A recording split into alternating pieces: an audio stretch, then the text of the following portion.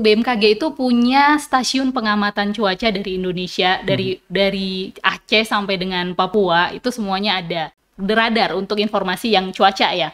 Nah, kalau untuk yang gempa bumi sendiri beda lagi gitu. Kalau gempa bumi dia menggunakan sensor-sensor seismograf yang ditanamkan di berbagai wilayah. IRT ini adalah organisasi yang cukup terbuka ya, terbuka untuk siapa saja yang mau untuk satu berbagi. Pertama mau untuk memberikan informasi. Kemudian mau meneruskan informasi juga gitu.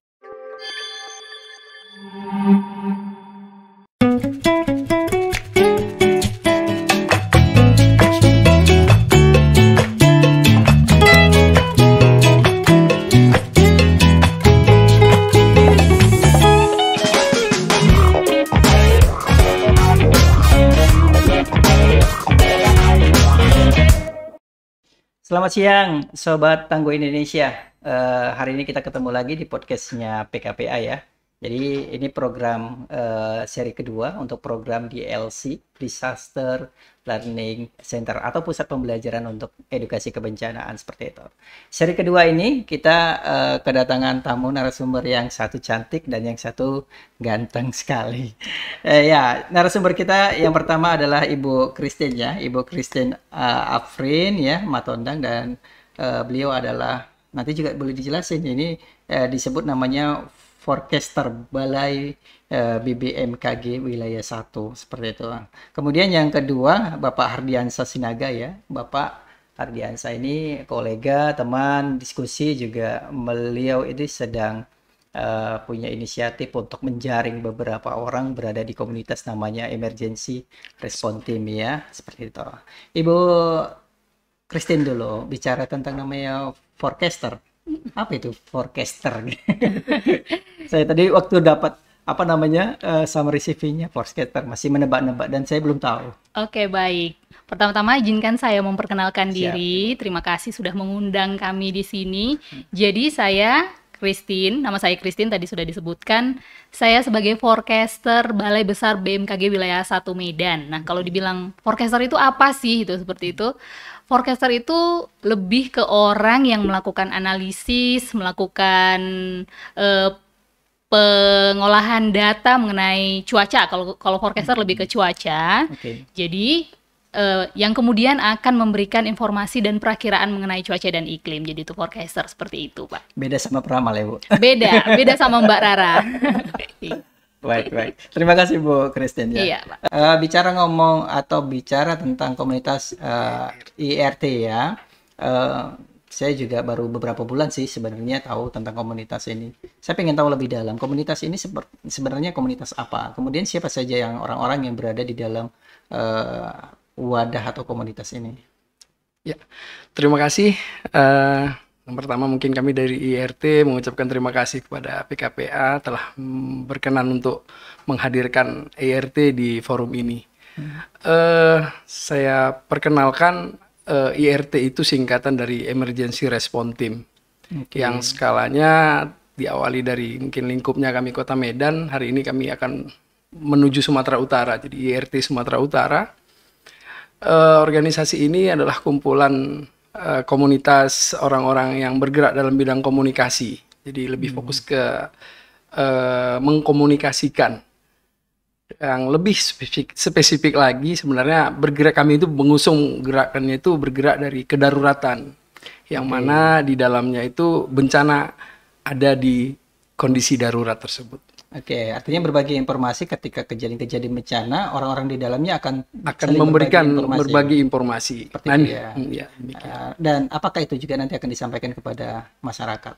Iya, jadi hari ini kami membangun komunitas perkumpulan dari berbagai komunitas radio terutama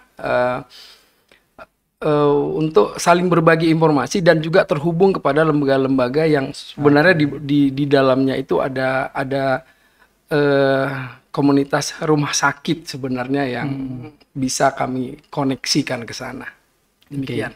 Selain di komunitas rumah sakit, juga di komunitas yang penanggulangan bencana juga tergabung ya? Iya. Gitu ya. Baik, sebelum lanjut ke Pak Har, saya mau balik lagi ke Ibu Christine. Ngomongi balai besar. Balai Besar BMKG Wilayah 1 Medan. BMKG Wilayah 1 Medan. Saya mau tanya, sebenarnya BMKG ini kalau di apa ya, kita sebagai masyarakat umum menanyakan, sebenarnya peran atau fungsi utamanya itu instansi ini peran utamanya apa?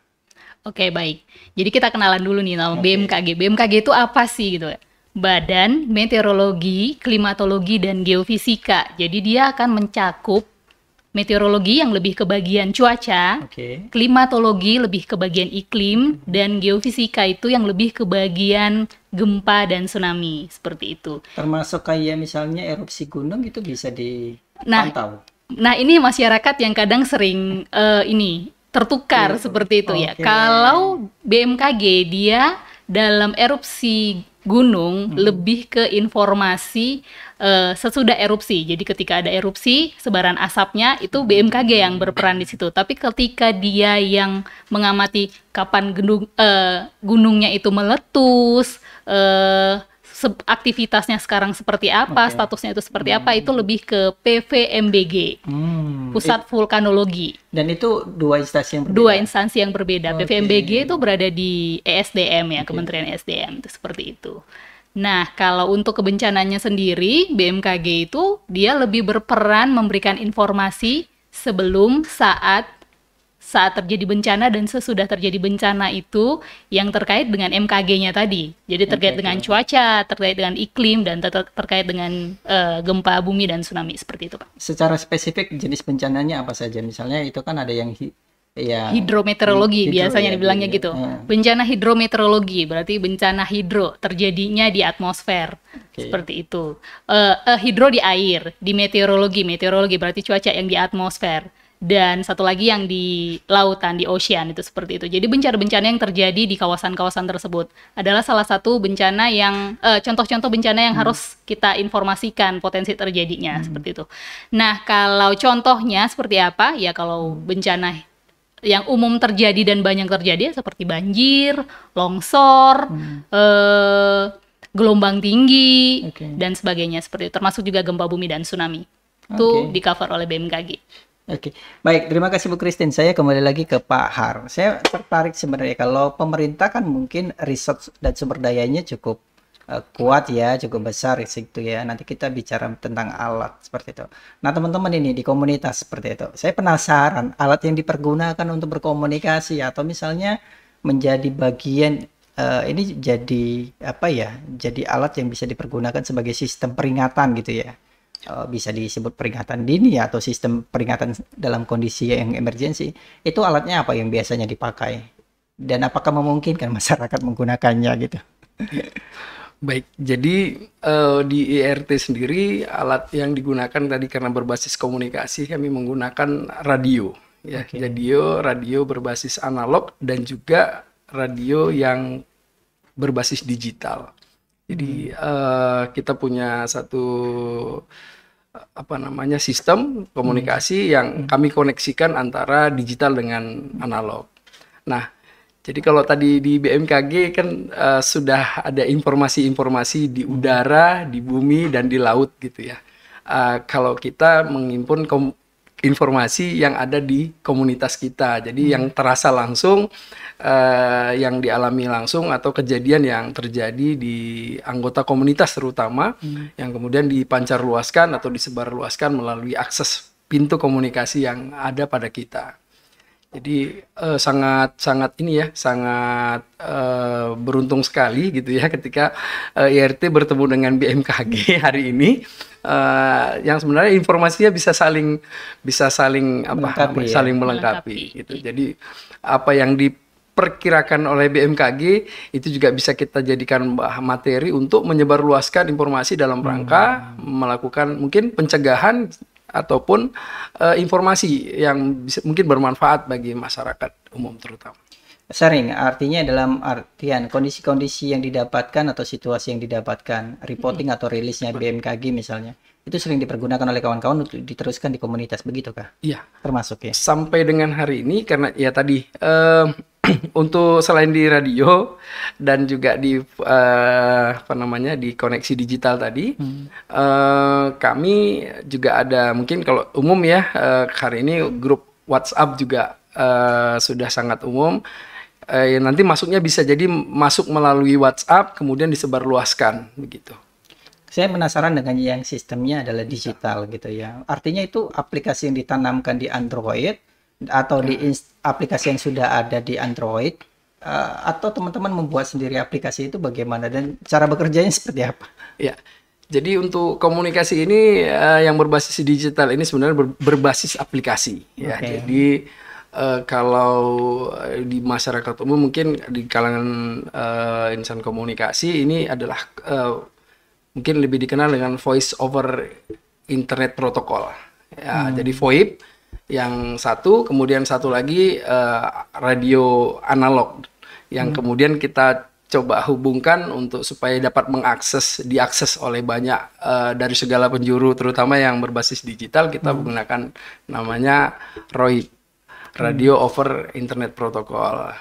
Dan aplikasi ini yang kita gunakan sangat mudah gitu ya, yang mungkin ditanamkan ya, tapi diinstalkan di semua jenis HP yang dari spesifikasi yang paling umum lah di masyarakat, sehingga tidak harus pada spesifikasi HP tertentu. Kira-kira seperti itu. Artinya sangat mudah untuk dipergunakan ya, dan acceptable ya, dapat diterima oleh hampir jenis Android dan bisa ditanamkan dan bisa dipergunakan. Bisa dipergunakan oleh semua masyarakat. Tapi ada syaratnya ya. Ada internet.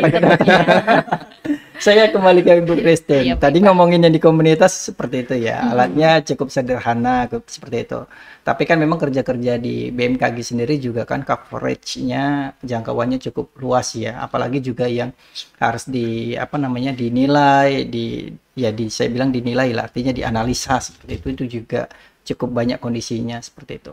Boleh tahu kira-kira, kalau kami yang masyarakat umum tidak tahu kali ya, alat yang dipergunakan BMKG dalam melakukan apa ya? Saya bingung juga menyampaikan. Apakah menangkap situasinya, kemudian sampai dalam proses menganalisa informasi itu, alatnya apa? Kemudian bagaimana cara bekerja alat itu gitu, Bu Christine? Oke, baik. Jadi sebenarnya untuk bisa menghasilkan informasi perakiraan cuaca dan iklim, baik itu juga yang harian dan juga informasi peringatan dini, alatnya ada banyak sekali. Jadi saya sebutkan aja contoh-contohnya seperti itu. BMKG itu punya stasiun pengamatan cuaca dari Indonesia, dari Aceh sampai dengan Papua, itu semuanya ada. Dan selain itu ada juga namanya stasiun penakar hujan. Alat-alatnya seperti ada penakar hujan tadi, ada juga kalau untuk yang peringatan dini itu perakiraan berdasarkan pengamatan citra awan dari satelit dan juga dari radar.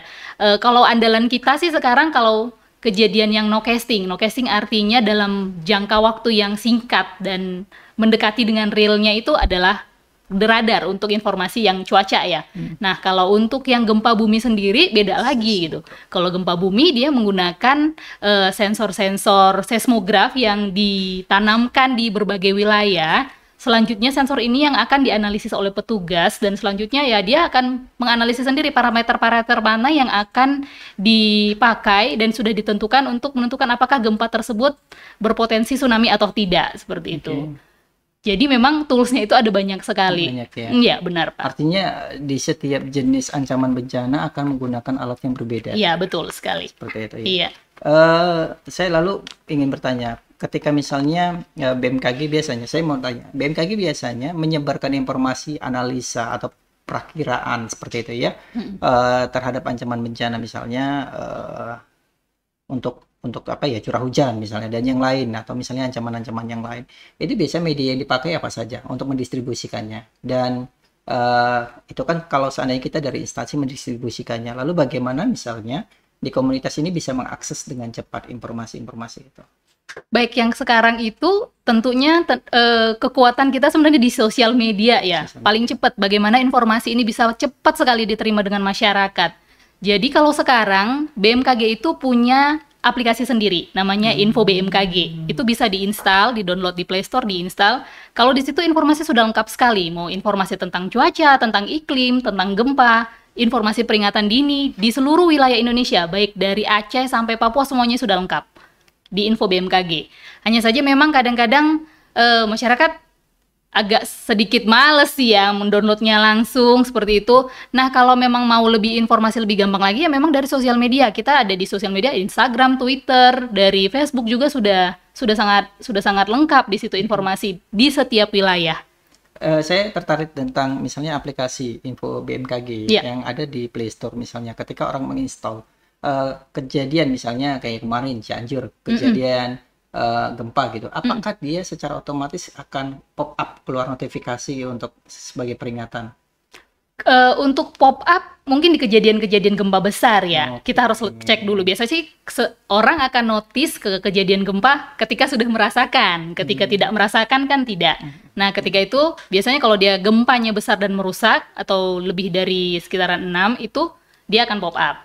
Nah, selanjutnya kita bisa akses sendiri langsung ke info BMKG tersebut. Jadi bukan hanya di satu tempat saja, tapi di gempa yang besar pasti akan ada informasinya di aplikasi Info BMKG seperti itu. Oke, terima kasih Bu Christine. Saya kembali ke Pak Har.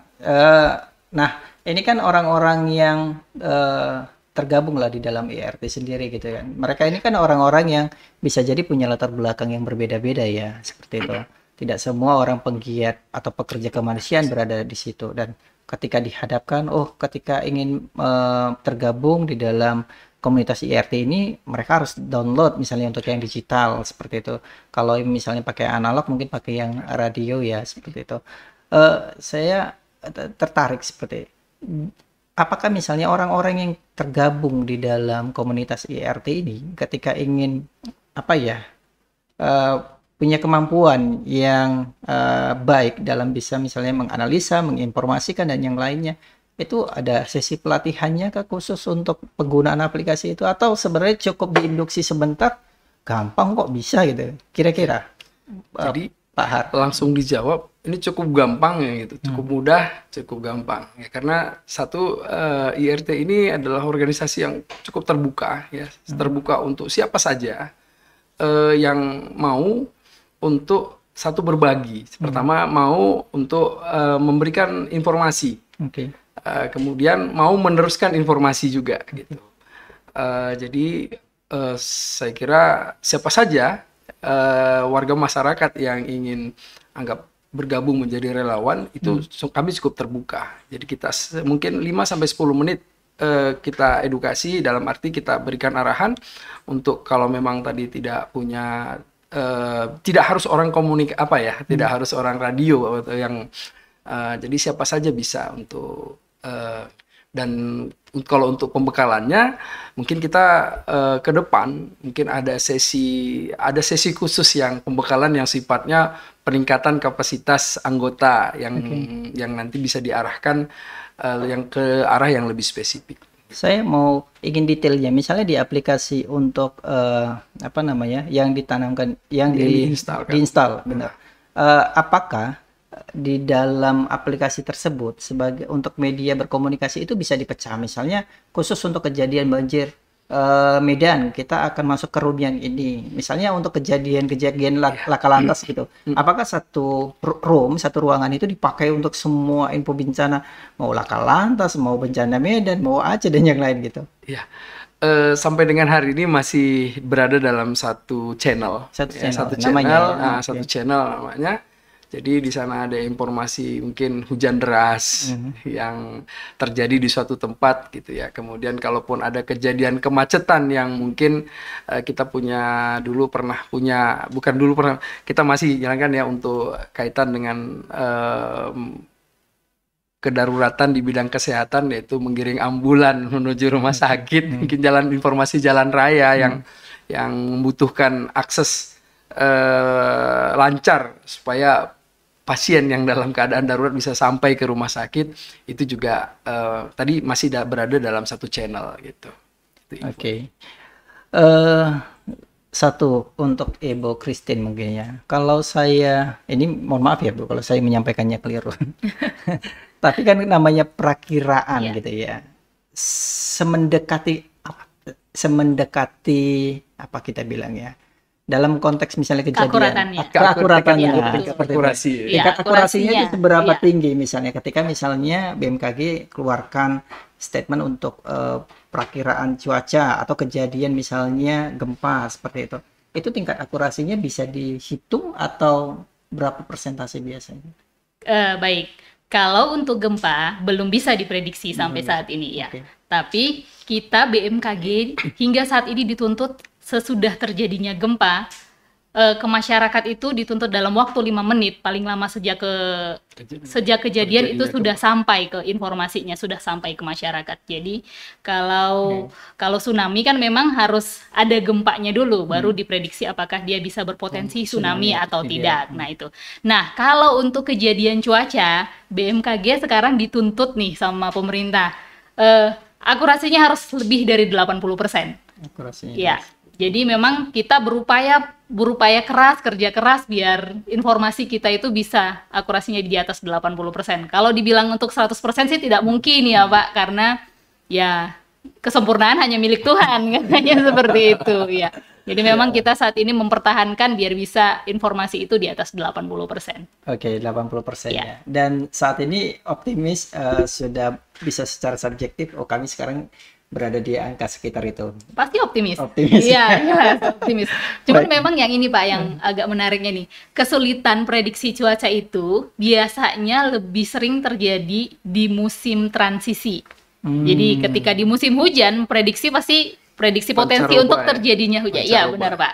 Potensi hujan pasti prediksinya lebih bagus. Ketika musim kemarau, prediksi kejadian cuaca berawan itu, cerah berawan itu pasti lebih tinggi. Tapi ketika dia di musim transisi atau pancaroba, baik dari musim kering ke musim hujan ataupun sebaliknya, itu tantangannya lebih besar. Karena perubahan cuacanya itu benar-benar bisa Ekstrim. signifikan sekali. Signifikan. Nanti pagi-pagi sampai siang hari atau sore hari itu cerah. Namun sebentar aja dalam waktu hitungan setengah jam bisa langsung muncul hujan dengan Oke. potensi yang lebat seperti itu, Pak. Memang paling menantang di ketika musim pancaroba. Iya, sama seperti kata orang tua dulu, katanya bulan ber katanya, Iya. bulannya Siapkan ember ya. ember. Tapi sekarang juga Januari dah luar biasa untuk apa namanya curah hujannya juga cukup tinggi. Saya mau tanya ke Pak Har ya.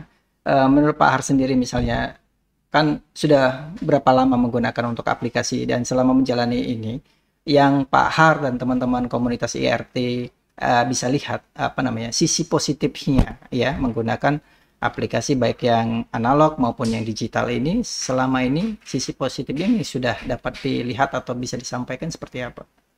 Ya, jadi secara positif seluruh mungkin anggota komunitas kita dapat menerima informasi itu real time. Oke. Kemudian penggunaannya juga sederhana dengan menggunakan HP yang bisa yang terkoneksi dengan yang pasti pakai internet gitu ya. Nah, saya kira itu sampai saat ini itu yang bisa kami sampaikan. Oke, saya tertarik. Apakah pernah misalnya membuat satu piloting ya? Misalnya ini kan yang melakukan adalah orang-orang yang memang punya apa ya? Saya tidak tahu. Apakah misalnya IRT ini punya kayak piloting satu komunitas di desa yang menguji cobakan untuk misalnya pendekatan menggunakan sistem digital dan analog. Misalnya mereka untuk memastikan wilayahnya tidak terdampak banjir atau apa gitu. Sudah pernahkah? Kira-kira? Jadi kita dulu tapi dari komunitas yang komunitas yang bergabung kita punya alat yang mungkin kalau BMKG itu punya banyak alat mendeteksi, jadi kita juga punya kalau untuk banjir itu dulu ada namanya alat yang dipasang di daerah sungai yang ketinggian tertentu dia memancarkan Suara ya? sinyal, jadi sinyal. bisa connect. Oh, ini Oke. masuk berarti di sana air sudah Lagi naik. itu. Jadi ada semacam apa ya alat pendeteksi lah yang mungkin ini secara mandiri dicoba didesain gitu kan. Oke. Nah, kemudian yang terkait dengan tadi masyarakat yang terdampak, ini juga kami masih juga perlu mengkoneksikan. Anggap kalau tadi ada masyarakat yang sudah juga pemerintah juga udah siapkan itu kan, masyarakat tangguh bencana atau kelompok-kelompok di masyarakat yang siap. Mungkin ini nanti tadi kami juga akan sangat terbuka untuk memberikan fasilitas kepada kelompok-kelompok di masyarakat tadi ini. Ini kami siapkan fasilitasnya. Apakah itu bahkan kami siap menyiapkan peralatannya. Kalau HP oke, mereka punya server, kita siapkan dan juga radionya gitu. Bahkan kalau memang kita bisa siapkan radionya untuk di masyarakat tersebut. Oke, Pak, tahan sebentar, saya mau kembali. Ini dua pertanyaan sebelum kita akhiri. Saya penasaran di BMKG sendiri, Bu Christine. Apakah di BMKG punya program lah kita sebut ya, yang dia dilakukan di komunitas? Baik misalnya konteksnya membangun ketangguhan masyarakat, atau misalnya mengenalkan sistem peringatan dini, atau yang memang support untuk kebutuhan-kebutuhan masyarakat dalam menghadapi ancaman atau potensi-potensi bencana. Kira-kira? Baik, kalau secara khusus sih ini kembali ke UPT-nya masing-masing. Oke. Nah, kalau kita di Balai BMKG Wilayah 1 Medan ini, pendekatan pertama yang paling sering kita lakukan itu adalah melalui kunjungan. Khususnya buat anak-anak nih. Jadi anak-anak dari sekolah, baik dari tingkat TK sampai dengan mahasiswa itu kita buka akses untuk kunjungan ke kantor. Kita boleh ke sana main? Boleh. Jadi belajar langsung, lihat Hmm. langsung bagaimana sih caranya informasi peringatan dini itu diberikan, atau alat-alat apa saja yang akan diberikan. Jadi memang lebih ke edukasi langsung ke masyarakat ya. Karena kalau bencana ini kan panjang, luas cakupannya, cara mitigasinya juga cukup kompleks. Jadi yang saat ini reguler dan terus kita lakukan adalah dengan mengedukasi masyarakat sebelum untuk lebih tanggap terhadap bencana seperti itu. Oke, baru tahu ternyata bisa Bisa. belajar langsung ya di lokasi ya, dan bisa kita juga melihat langsung alat-alat yang Iya, benar dipergunakan sekali, gitu ya. Pak. Jadi masyarakat juga dan adik-adik kita juga cukup tahu ya apa yang dipergunakan BMKG. Tantangan utama untuk Pak Har, ketika misalnya menggunakan aplikasi yang digital maupun analog dalam konteks misalnya membangun atau memperkuat sistem peringatan dini di komunitas, tantangan utamanya apa kira-kira? Sebenarnya kita juga punya tugas juga mendidik masyarakat kan gitu. Jadi tantangan sebenarnya adalah membangun kepedulian dari masyarakat yang tadi dia sadar bahwa dirinya itu adalah bagian daripada yang kalau cerita mau diselamatkan kan gitu kan. Tapi dia juga harus punya peran untuk memberikan informasi tentang keadaan yang sedang terjadi. Jadi ya ketika kita berhadapan masyarakat, terkadang mereka ada yang mungkin ini kurang peduli dengan anggap lebih dalam memberikan untuk berbagi informasi lah kepada kita yang ada di luar. Oke. Itu saja. Baik, di bagian penutup ini saya mau minta untuk dua narasumber kita tentunya Ibu Christine dan Pak Har, masing-masing satu closing statement ngomongin tentang meningkatkan atau memperkuat sistem peringatan dini di komunitas masyarakat dari ancaman bencana. Kira-kira apa yang bisa disampaikan Ibu Christine? Baik, kalau kami dari BMKG lebih ke ini sih Pak ya. Jadi kita tidak bisa mangkir kalau kita tinggal di Indonesia itu potensi bencananya tinggi. Jadi marilah kita sama-sama lebih peduli dengan lingkungan kita sekitar dan juga untuk lebih bijak dalam mencari informasi. Soalnya kalau untuk informasi bencana akibat cuaca, gempa dan sebagainya itu seringnya hoax ya. Jadi marilah cari informasinya dari sumber yang terpercaya. Ya, seperti itu. Terima kasih Bu Christine. Pak Har, silakan.